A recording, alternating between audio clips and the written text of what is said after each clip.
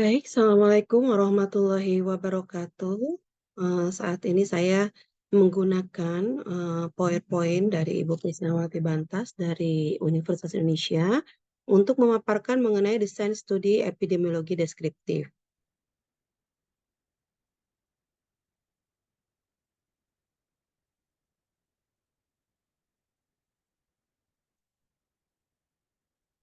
Desain penelitian epidemiologi ini eh, epidemiologi, definisinya itu kemarin sudah kita bahas bahwa meliputi distribusi, frekuensi, dan determinan dari suatu penyakit atau masalah kesehatan di populasi. Nah, desain penelitian epidemiologi ini secara garis besar dapat dibagi menjadi desain epidemiologi atau studi epidemiologi deskriptif dan desain epidemiologi atau studi epidemiologi analitik ya. Nanti akan kita bahas satu-satu. Untuk mempelajari distribusi dan frekuensi penyakit di populasi dipakai desain studi epidemiologi deskriptif. Ya, tolong ini diingat baik-baik. Untuk mempelajari distribusi dan frekuensi penyakit di populasi dipakai desain studi epidemiologi deskriptif. Untuk mempelajari determinan atau penyebab suatu penyakit di populasi dipakai desain studi epidemiologi analitik. Ya, jadi kalau studi deskriptif itu untuk melihat distribusi dan frekuensi penyakit, besarannya penyakit di populasi, sedangkan epidemiologi analitik itu untuk mempelajari penyebab suatu penyakit atau determinan dari suatu penyakit. Ya, tolong diingat baik-baik ya, Nak ya.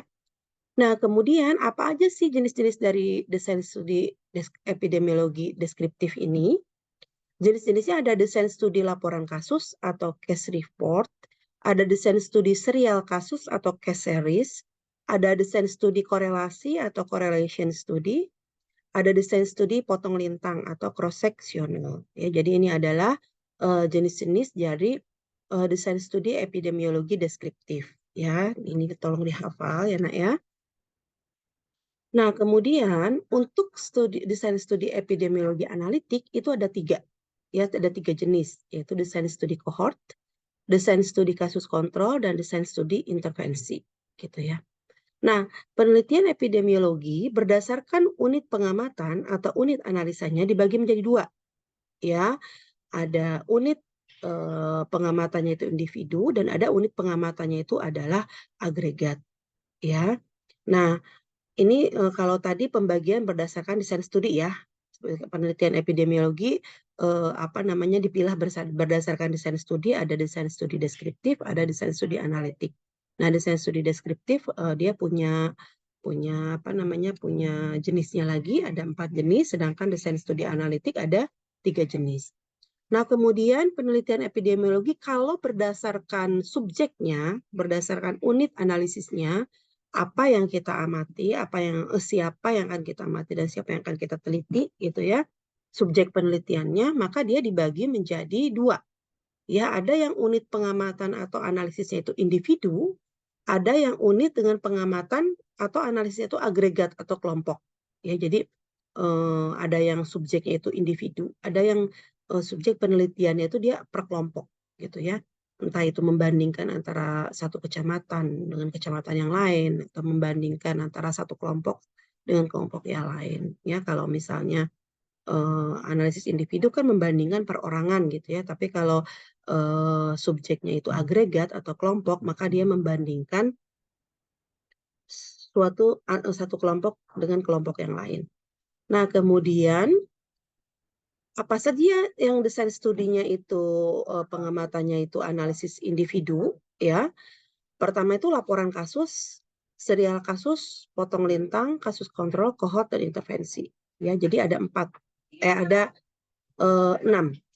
ya, ada enam desain penelitian yang sasarannya itu adalah individu, ya. Sedangkan desain penelitian yang sasarannya kelompok itu cuma satu, yaitu namanya desain studi korelasi. Ya, jadi kalau ada 7 desain studi, maka salah satunya itu sasarannya itu ada kelompok, yaitu desain studi korelasi. Sementara 6 yang lainnya itu sasarannya itu individu, gitu ya. Nah, kemudian berdasarkan tindakan peneliti terhadap subjek yang diteliti, maka desain penelitian itu akan terbagi menjadi dua, yaitu desain studi observasional dan desain studi intervensi. ya. Jadi ada dua ya, desain studi observasional dan desain studi intervensi, gitu ya Nak ya. Nah kemudian kalau desain studi observasional itu artinya kita terhadap pengamat itu tidak melakukan intervensi apa-apa, gitu ya. Jadi kita hanya mengamati, memeriksa, gitu ya, mengamati perilakunya. Tapi kalau desain studi intervensi, kita memberikan perlakuan terhadap subjek kita, seperti itu ya, Nak ya. Jadi kalau misalnya hubungan misalnya hubungan antara pendidikan ibu dengan kebersihan gigi dan mulut. Nah, maka di situ kita tidak melakukan intervensi apa-apa. Kita hanya melihat pendidikan ibu, kemudian dihubungkan dengan kebersihan gigi dan mulut anaknya, gitu ya. Nah, maka itu desain studinya observasional. Kita hanya mengamati saja, hanya memeriksa saja, gitu kan, pakai kuesioner K atau memeriksa kebersihan mulutnya, gitu, memang diperiksa. Tapi kalau intervensi, contohnya misalnya pengaruh pemberian video penyuluhan terhadap pengetahuan kesehatan gigi pada anak gitu.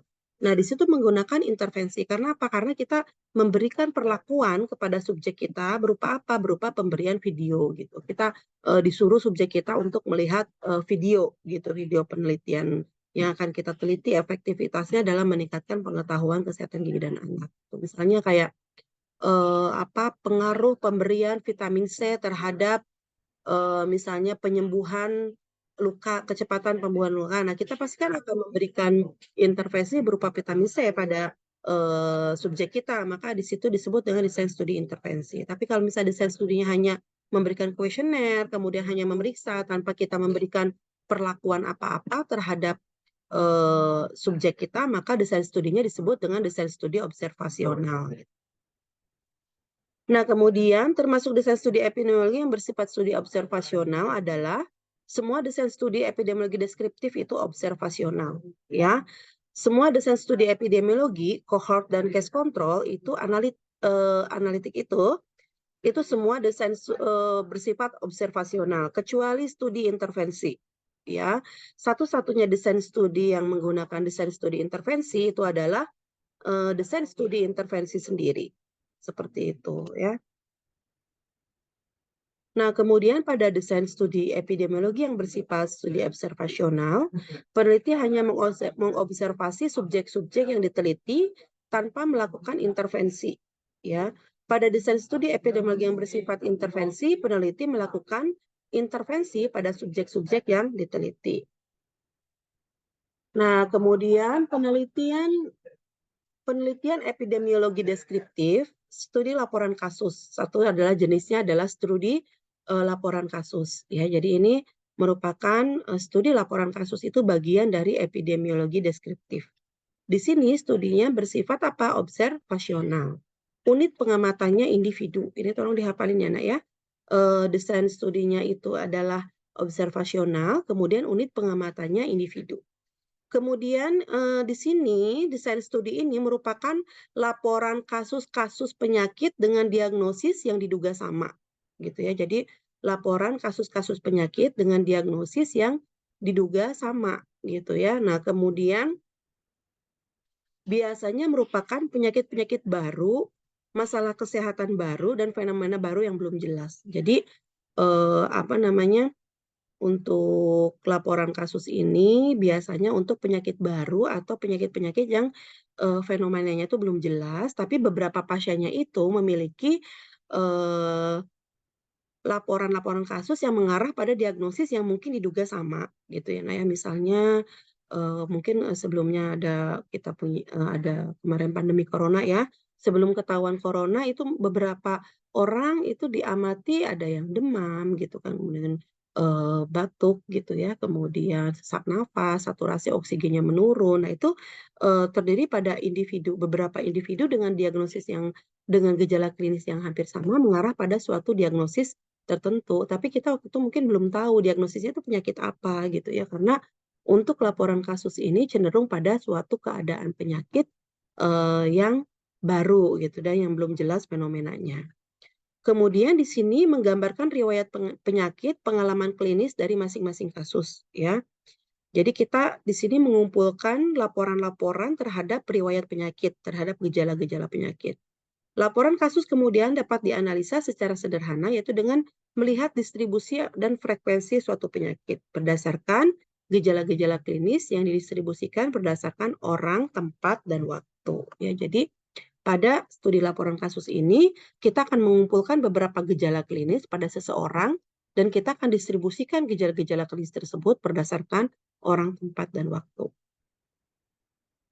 Nah, tujuannya itu adalah diperoleh informasi tentang distribusi frekuensi penyakit, masalah kesehatan yang diteliti.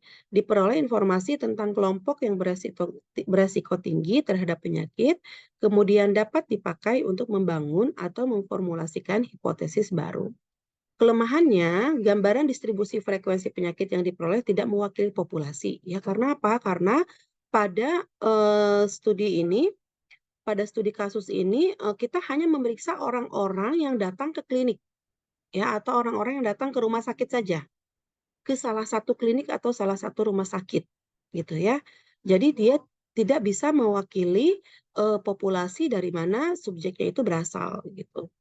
Nah, kemudian hanya berdasarkan kasus-kasus yang dilaporkan saja dan ini biasanya ya di satu klinik ya, satu klinik atau satu rumah sakit, gitu. Sedangkan kelebihannya, dia sebagai langkah awal untuk mempelajari suatu penyakit. Ibu. Sebagai langkah awal untuk mempelajari suatu penyakit. Jadi nanti sebagai dasar atau pijakan untuk kita melaksanakan penelitian yang lebih detil lagi, yang lebih teliti lagi untuk penyakit tersebut, ya. Kemudian sebagai jembatan antara penelitian klinis dan penelitian epidemiologis, ya. Jadi penelitian klinis berarti dia posisinya di klinis, epidemiologis berarti dia sudah ke populasi gitu ya, Nak ya. Kemudian dapat digunakan sebagai dasar penelitian lebih lanjut dengan melihat kelompok yang beresiko tinggi dengan membuktikan hipotesis yang dibangun. Jadi salah satu kelebihannya atau manfaatnya apa? Yaitu untuk membangun hipotesis gitu. Nah, kemudian contoh dari suatu studi laporan kasus yaitu suatu penyakit yang belum jelas, sebut aja penyakit X misalnya ya, waktu itu mungkin belum ketemu penyakit ini ya. Tapi ke klinik tersebut datang 10 orang dengan gejala yang hampir sama gitu. Tapi dari gejala-gejala tersebut kita belum bisa menyimpulkan bahwa ini tuh sebenarnya penyakit apa gitu ya, Nak ya. Nah, maka orang ini memeriksa 10 orang ini berdasarkan gejala dan pemeriksaan laboratorium. Setelah diperiksa dari 10 orang ini, kemudian dipilah berdasarkan gejala dulu ya. Pertama dari 10 orang tadi itu, ini contohnya ya, pertama dari 10 orang pasien yang datang, 9 orang ini berat badannya turun drastis. Ya, 1 orang berat badannya tidak turun. Kemudian dari 10 orang ini diketahui 6 orangnya diare, 4 orangnya tidak diare. 8 demam dengan pneumonia itu penyakit pada paru-paru ya. 2-nya tidak demam. Kemudian 3 orang mempunyai bercak pada kulit, 3-nya tidak ada bercak. Dan dari hasil pemeriksaan laboratorium terdapat angka limfosit yang menurun drastis, di mana kita tahu bahwa limfosit ini berperan dalam mempertahankan daya tahan tubuh kita, gitu ya. Nah, kemudian setelah itu ini kan distribusi berdasarkan gejala ya. Dari 10 orang ini kita distribusikan berdasarkan gejala yang berat badannya turun berapa orang, yang diare berapa orang gitu ya, yang tidak diare berapa orang. Nah, selanjutnya tenaga kesehatan juga mendistribusikannya berdasarkan demografi, berdasarkan karakteristik orangnya. Umurnya 9, ternyata jenis kelaminnya 9 orang pria, 1 wanita. Umurnya lebih banyak orang yang dewasa, muda, ya, yang terkena dibandingkan dengan orang tua cuma 2 gitu ya. Ini berdasarkan mau mengarah kemana nih gitu, diagnosis ini apa sih sebenarnya gitu penyakit ini gitu ya. Pekerjaan 6 orang pemusik, 4 orang pegawai. Nah, kemudian dilihat dari kebiasaan mengkonsumsi obat-obatan terlarang, ternyata dari situ dari 10 orang itu yang menggunakan obat terlarang dengan jarum suntik itu ada 8 orang dan 2 orang lagi dan 2 orang lagi bukan pengguna. Kemudian berlaku perhubungan intim ya. Di sini dilihat dari perilaku hubungan intimnya. dari 10 orang itu ternyata 8 jenisnya itu merupakan orang yang memiliki hubungan intim dengan sesama jenis, ya. Dan yang normal itu hanya 2 orang. Nah, dari data di atas dapat dilihat bahwa penyakit tersebut ya 90%, nah ini jadi kita bisa menyimpulkan gejala pada penyakit tersebut ya, bahwa gejalanya itu 90% kalau orang terkena penyakit tersebut berat badannya akan menurun.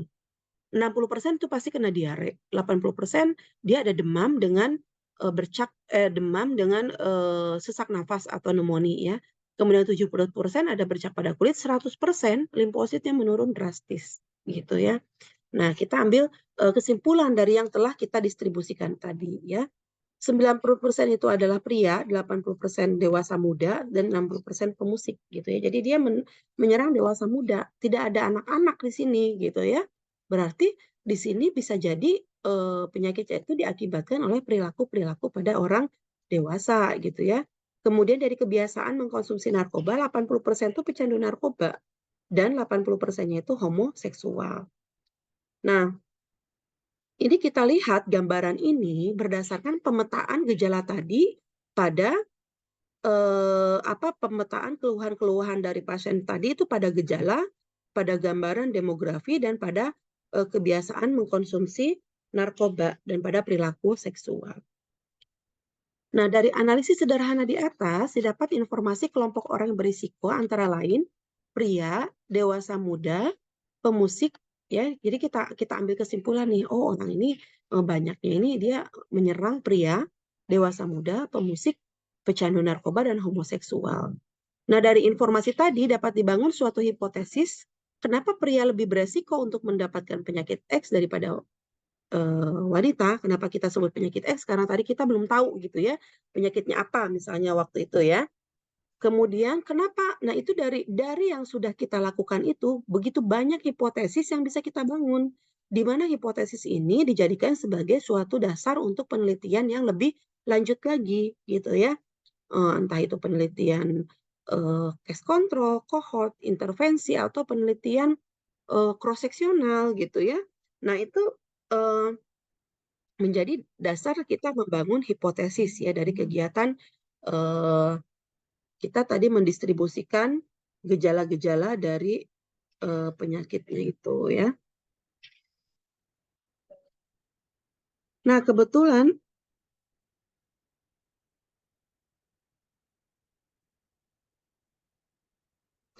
kemudian pria ini lebih berisiko untuk mendapatkan penyakit. Kenapa gitu ya? Kenapa kok pria? Tentunya kan nanti kita akan meneliti lebih lanjut lagi untuk menjawab hipotesis ini. Kenapa dewasa muda lebih banyak terkena gitu? Pasti kita akan melakukan penelitian lebih lanjut untuk hipotesis-hipotesis ini. Kenapa kok pemusik lebih tinggi gitu untuk menderita penyakit X ini, terus pecandu narkoba kenapa lebih banyak, gitu homoseksual juga kok lebih banyak gitu ya. Nah, untuk mendapatkan informasi yang dapat menggambarkan distribusi frekuensi penyakit yang mewakili populasi, diperlukan penelitian epidemiologi deskriptif yang lain. Nah, dari hipotesis tadi, itu tentunya kita harus melakukan penelitian yang lebih lanjut lagi, yang dapat mewakili populasi. Karena kalau studi kasus yang tadi itu belum mewakili populasi. Ya karena apa? Karena subjeknya adalah orang-orang yang hanya datang ke klinik atau ke rumah sakit saja. Dan itu pun hanya satu klinik atau satu rumah sakit saja gitu ya. Nah, untuk membuktikan hipotesis yang dibangun dapat dilakukan penelitian epidemiologi analitik lebih lanjut, yaitu kohort, kasus kontrol, dan intervensi. Jadi dari dasar-dasar tadi kita itu, lakukanlah penelitian yang lebih lanjut, yaitu kohort, kasus kontrol, dan intervensi. Nah, kemudian jenis studi epidemiologi deskriptif yang kedua adalah studi epidemiologi serial kasus. Serial kasus ini hampir sama ya dengan tadi studi kasus, tapi bedanya adalah serial kasus ini dia kasusnya lebih banyak, orangnya lebih banyak. Karena apa? Karena terdiri dari beberapa klinik atau beberapa rumah sakit. Terdiri dari beberapa fasilitas kesehatan saja. Kalau tadi studi kasus hanya dari satu fasilitas kesehatan saja, kalau misalnya studi epidemiologi serial kasus ini terdiri dari beberapa fasilitas kesehatan. Jadi subjeknya atau pasiennya itu dari beberapa fasilitas kesehatan. Ini juga sama, belum bisa mewakili populasi ya. Karena apa? Karena subjeknya itu tidak dipilih secara random. ya. Jadi subjeknya itu adalah subjek yang datang ke klinik atau ke rumah sakit, seperti itu. Nah kemudian di situ juga sama ya, setelah kita lakukan, sama seperti studi kasus ya, kita akan mendistribusikan gejala-gejala yang dialami oleh pasien dari beberapa fasilitas kesehatan itu, kita akan distribusikan berdasarkan, keluhan-keluhan pasien dan pemeriksaan laboratorium, baik baik pemeriksaan fisik, pemeriksaan laboratorium, keluhan-keluhan pasien akan kita distribusikan berdasarkan gejalanya, berdasarkan, demografinya juga gitu ya.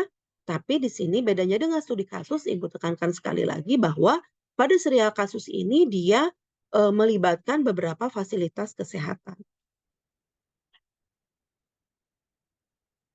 Kelemahannya sama, ya, kelemahannya dia tidak sama dengan studi kasus. Kelemahannya dia tidak bisa, mewakili populasi walaupun jumlahnya lebih banyak dari studi kasus, ya, walaupun jumlah respondennya lebih banyak dari studi kasus. Kemudian dia hanya berdasarkan kasus-kasus yang dilaporkan saja. Kemudian kelebihannya sebagai langkah awal untuk mempelajari gambaran epidemiologi suatu penyakit dan sebagai jembatan antara penelitian klinis hampir sama ya Nak ya, kelemahan dan kelebihannya. Di sini bedanya antara serial kasus atau case series dengan yang studi kasus itu hanya pada jumlah dari populasinya saja gitu ya Nak ya. Nah, ini adalah contoh pendistribusian ya, pendistribusian dari orang-orang yang datang ke rumah sakit ya, dan yang ini yang dipilih itu ada 8 rumah sakit. Ya, di sini ada 40 subjek dari 8 rumah sakit. Ya, ini tentu lebih banyak dari studi kasus yang tadi. Sama ya, didistribusikan berdasarkan jenis kelamin, umur, suku, kadar gula, komplikasinya, kemudian status keluar dari rumah sakitnya apa ya. Di sini ternyata banyak yang meninggalnya ya, kira-kira nanti penyakitnya apa gitu. Nah, kemudian ini untuk slide ini untuk menggambarkan tabel yang tadi dan prinsip-prinsip pada tabel tadi itu sama seperti pendistribusian pasien-pasien yang sakit pada studi kasus tadi. Ya, jadi ada yang didistribusikan berdasarkan gejala, berdasarkan pemeriksaan laboratoris, berdasarkan jenis kelamin gitu ya. Nah, kemudian ada studi ketiga, pada studi deskriptif itu adalah studi korelasi. Ya, studi korelasi ini itu disebut juga dengan studi ekologi. Ya, sifatnya observasional, tapi sasaran dia itu bukan perorangan. Sasarannya kelompok kelompok. Jadi sasarannya bukan perorangan tapi kelompok ya pada studi korelasi atau studi ekologi ini. Nah, kemudian di sini ukurannya bisa mengukur rata-rata atau median, ya. Bisa juga dia mengukur proporsi, ya. Jadi dia bisa numerik, bisa kategorik ya untuk data yang didapatkannya. Nah, apa sih yang kita hitung? Yang kita hitung pada studi korelasi ini itu biasanya dalam bentuk incidence atau prevalence. Ya. Kalau kita misalnya melihat hubungan antara program imunisasi dengan insiden terjadinya campak misalnya di Kabupaten Jambi. Nah, maka di sini kita akan membandingkan antar kecamatan gitu ya. Jadi tidak membandingkan antar orang lagi. Jadi subjek kita bukan orang lagi, tapi subjek kita itu data dari suatu kelompok. Contohnya yaitu data dari kecamatan, dari kelurahan gitu, satu desa gitu. Nah, seperti itu ya, Nak ya. Itu adalah apa namanya? Contoh hitungan atau data yang bisa kita ambil dari studi ekologi itu biasanya bukan bukan data per orang lagi tapi data suatu kelompok. Data suatu kelompok di sini yang bisa digunakan itu contohnya adalah incidence dan prevalence.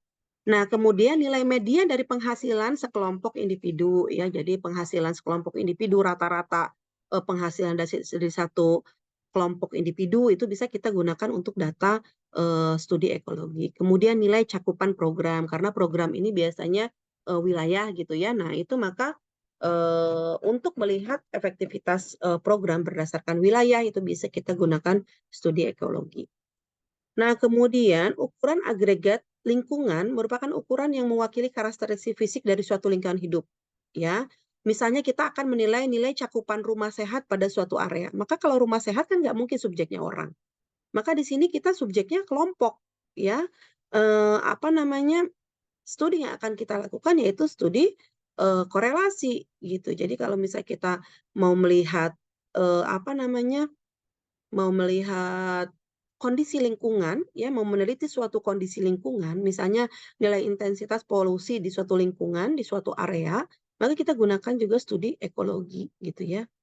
Maka ekologi ini lebih banyak digunakan oleh tenaga kesehatan lingkungan gitu. Misalnya nilai kepadatan jentik pada suatu area. Di sini kita nggak bisa menggunakan studi yang lain selain studi ekologi ya. Nah, kemudian populasi studi terdiri kumpulan unit, ya ingat ya. Jadi studinya itu sasarannya itu bukan individu, tapi kelompok gitu. Nah, sebagai contoh, unit pengamatan untuk angka kepadatan jentik dan insiden DHF diukur berdasarkan area kerja puskesmas. Ya, jadi kita membandingkan antara puskesmas satu dengan puskesmas yang lain ya untuk melihat apa? Untuk melihat insiden DHF dan kepadatan jentik gitu. Nah, maka subjek penelitiannya di sini adalah puskesmas-puskesmas, bukan orang gitu ya. Nah, analisisnya itu deskriptif, jadi melihat distribusi frekuensi dari variabel yang akan kita teliti, ya. Tapi bisa juga dengan uh, ini kan analisis data ya, analisis datanya bisa kita lakukan secara deskriptif maupun secara analitik, ya. Jadi tolong bedakan antara desain studi. Desain studinya dia masuk desain studi deskriptif, tapi kalau untuk analisis datanya dia bisa deskriptif, bisa analitik, gitu ya. Jadi apa? Untuk deskriptif dia hanya melihat gambaran distribusi dan frekuensi, sedangkan untuk analitiknya dia akan melihat suatu hubungan ya yang akan kita teliti atau akan melihat korelasi ya.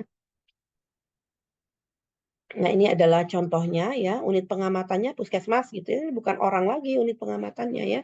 Jadi kita tidak bisa mendistribusikan ini berdasarkan berdasarkan jenis kelamin atau apa gitu ya nak ya. Ini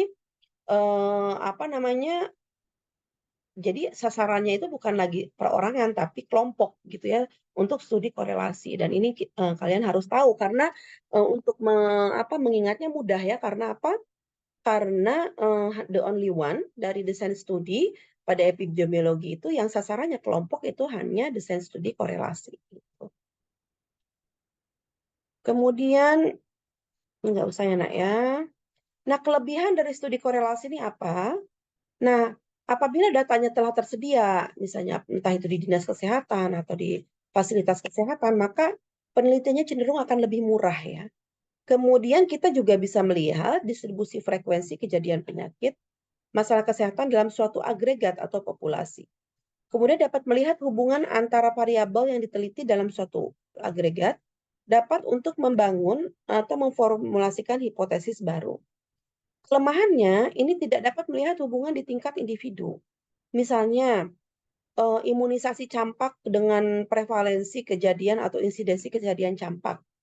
Misalnya ada hubungan ternyata orang yang diimunisasi, maka kelompok atau wilayah yang cakupan imunisasi campaknya tinggi, kejadian campaknya atau prevalensi campaknya turun, rendah. Berarti kan ada hubungan kalau misalnya kita diimunisasi maka kejadian penyakitnya akan turun. Tapi ketika kita teliti di tingkat individu, di sasaran individu dengan desain penelitian yang lain, itu belum tentu sama nanti dengan yang di tingkat kelompok ini, gitu ya nak ya. Nah, sehingga untuk membuktikan di tingkat individu itu perlu penelitian lebih lanjut lagi. Jadi nggak bisa kita menggambarkan hubungan antar individu itu dengan desain studi korelasi. Jadi apa yang dihasilkan oleh desain studi korelasi belum tentu sama dengan apa yang dihasilkan pada penelitian yang sasarannya individu. Seperti itu. Sehingga ketika kita melaksanakan desain studi korelasi, kita juga harus dilanjutkan dengan desain studi epidemiologi analitik. Nah, kemudian jenis desain studi deskriptif yang keempat itu adalah desain studi potong lintang atau cross-seksional. Ini biasanya yang sering dilakukan oleh mahasiswa di sini ya, Nak ya. Biasanya kenapa disebut potong lintang? Karena apa? Karena dua variabel yaitu variabel independen dan variabel dependennya itu diperiksa dalam waktu yang bersamaan. Sehingga apa? Sehingga kita tidak memiliki informasi mengenai sequence waktu antara antara variabel dependen dengan variabel independen. Karena apa? Karena diperiksa secara bersamaan. Contohnya misalnya hubungan antara pengetahuan ibu dengan kejadian karies rampan pada anak. Nah, kan nanti pas turun kita ambil data, kita ambil pengetahuan ibu, kemudian kita ambil kondisi karies pada anak, dan itu bersamaan. Ya, kita nggak tahu apakah kariesnya udah duluan, kemudian pengetahuan ibunya rendah, atau pengetahuan ibunya rendah duluan, kemudian baru karies. Nah, kita nggak tahu sequence waktunya, gitu ya. Nah, mungkin kalau yang tampak misalnya kayak pengaruh hipertensi terhadap gagal ginjal, misalnya gitu ya. Nah, kita periksa pada saat itu, pas subjeknya kita lihat tensinya berapa, kemudian kita lakukan lihat juga apakah dia sakit ginjal atau tidak. Nah, itu dilakukan secara dalam waktu yang sama. Ya, dalam waktu yang sama ketika kita bertemu dengan subjek. Nah, sehingga kita tidak bisa melihat bahwa ini tuh sebenarnya subjek ini tuh hipertensi dulu apa gagal ginjal dulu. Apa hipertensi dulu terus gagal ginjal, apa gagal ginjal dulu terus hipertensi gitu. Nah, sehingga kita tidak bisa di sini pada desain studi potong lintang, kita tidak bisa menentukan penyebab suatu penyakit karena apa? Karena sequence atau urutan waktu dari variabel dependen dan independen dari paparan dan penyakit itu tidak bisa kita tentukan ya mana yang duluan ya, sehingga desain studi potong lintang ini tidak bisa dilakukan untuk meneliti penyebab suatu penyakit. Dia hanya bisa melihat hubungan suatu penyakit. Misalnya kayak tadi hipertensi dan ginjal, oh ternyata orang yang hipertensi itu memang dia cenderung memiliki penyakit ginjal. Nah, di sini kita tidak bisa menyebutkan bahwa oh hipertensi itu ternyata penyakit ginjal gitu. Tetapi di sini kita hanya bisa melihat ada hubungan antara hipertensi dengan penyakit ginjal seperti itu gitu ya Nak ya. Itu adalah dari desain studi potong lintang ya. Nah, ini bisa dibaca sendiri ya, sifatnya itu observasional karena kita hanya mengamati, kita tidak melakukan intervensi apa-apa pada subjeknya. Kemudian sasaran analisisnya itu adalah individu ya. Di sini biasanya sampel itu diambil dari populasi secara random. Karena apa? Karena subjek yang kita teliti hasilnya itu harus dapat mewakili populasi gitu loh. Ya, jadi hasilnya A, jadi populasi juga A gitu. Jadi harus bisa mewakili populasi. Jangan sampai kita penelitiannya A, bisa ternyata keadaan di populasi sebenarnya itu tidak seperti itu. Ya, berarti apa? Berarti sampel yang kita ambil itu tidak representatif atau tidak bisa mewakili populasi.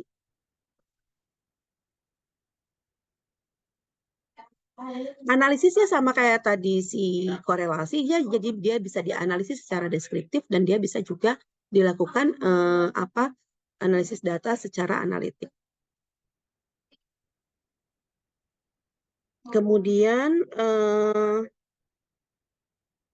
tinggal saya. Nah, ini adalah kelebihan studi potong lintang, itu dapat untuk melihat distribusi frekuensi penyakit di populasi, dapat untuk melihat hubungan variabel exposure dan variabel outcome, yaitu melihat hubungan aja, ingat ya, melihat hubungan aja, tidak melihat penyebab, gitu. Tidak, misal penyebab exposure itu misalnya, aduh kalian ini curiga nih, misalnya ini makan makanan manis itu bisa menyebabkan karies nggak ya gitu. Nah, berarti kan makan makanan manis itu exposure-nya, paparannya, karies itu outcome atau penyakitnya. Nah, di sini kita kalau misalkan studi kalian itu potong lintang, kalian tidak bisa menyimpulkan bahwa dia itu penyebab penyakit. Dia hanya bisa menyimpulkan bahwa oh ya ternyata ada hubungan antara makan makanan manis dengan terjadinya karies gitu ya. Nah, analisisnya tuh dapat dibangun untuk hipotesis baru juga, Nak. Untuk apa? Untuk penelitian analitik. Karena penelitian analitik ini lebih tinggi posisinya dibandingkan dengan penelitian deskriptif. Ya. Nah, kelemahannya apa? Tidak dapat melihat hubungan sebab akibat tadi, Nak. Jadi tidak melihat sebab akibat, pokoknya ada hubungan aja. Kita nggak tahu nih siapa penyebabnya dan siapa akibatnya gitu kan. Yang mana penyebab, yang mana akibat tuh kita nggak tahu. Karena apa? Karena kita mengambil datanya pada saat bersamaan ketika kita mengambil data paparan ya dengan data penyakit itu diambil secara bersamaan sehingga kita tidak bisa menentukan penyebab dari suatu penyakit. Oke, demikian disampaikan dan ini merupakan, pertemuan ke-7 untuk epidemiologi ya. Selanjutnya nanti akan saya umumkan, kapan kita akan melakukan ujian ITS. Nah untuk, penelitian yang analitik nanti akan dibahas oleh Ibu Yesi Nurmawi, setelah, ujian tengah semester ini. Demikian disampaikan, terima kasih atas perhatiannya. Assalamualaikum warahmatullahi wabarakatuh.